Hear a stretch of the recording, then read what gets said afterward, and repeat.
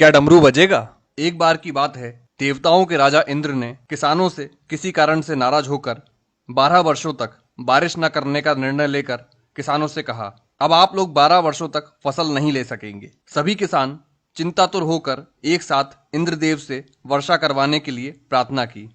इंद्र ने कहा, यदि शंकर अपना डमरू बजा देंगे तो वर्षा हो सकती है। इंद्र ने किसानों को यह उपाय तो बताया, लेकिन साथ में गुप्त वार्ता कर भगवान शिव से यह आग्रह कर दिया कि किसानों ने जानबूझकर मेरा अपमान किया है, इसलिए प्रभु देवताओं की रक्षा के लिए, देवताओं के मान सम्मान के लिए आप किसानों से सहमत ना होना। जब किसान भगवान शंकर के पास पहुंचे तो भगवान ने उन्हें कहा, डमरू तो 12 वर्ष बाद ही बजेगा।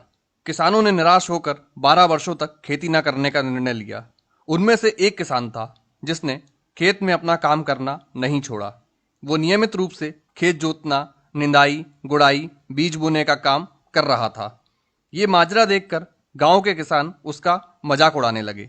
कुछ वर्षों बाद गांव वाले इस परिश्रमी किसान से पूछने लगे, जब आपको पता है कि 12 वर्षों तक वर्षा नहीं होने वाली है, तो अपना समय और ऊर्जा क्यों नष्ट कर रहे हो? उस किसान ने उत्तर दिया, मैं भी जानता हूं कि 12 वर्ष फसल नहीं आने वाली है, लेकिन मैं ये काम अपने अभ्यास के लिए कर रहा हूं, क्योंकि 12 साल कुछ न करके मैं खेती किसानी का काम भूल जाऊंगा।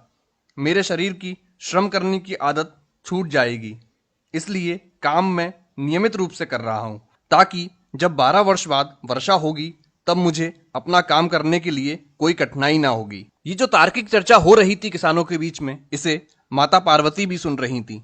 बात सुनने के बाद माता भगवान के पास पहुंची और सहज रूप से बोली, प्रभु आप भी 12 वर्षों के बाद डमरू बजाना भूल सकते हैं। माता पार्वती की बात सुनकर भोले बाबा चिंतित हो गए।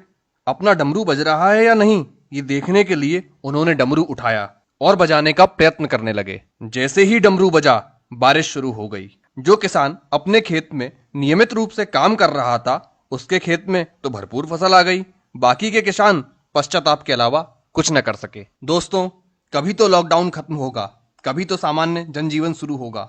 नकारात्मक बातों पर अपना ध्यान लगाने की वजह हमें अपना कार्य, व्यवसाय से संबंधित कुशलताओं की धार पैनी करने का, अपनी अभिरुचि का अभ्यास बढ़ाने का काम करते रहना चाहिए।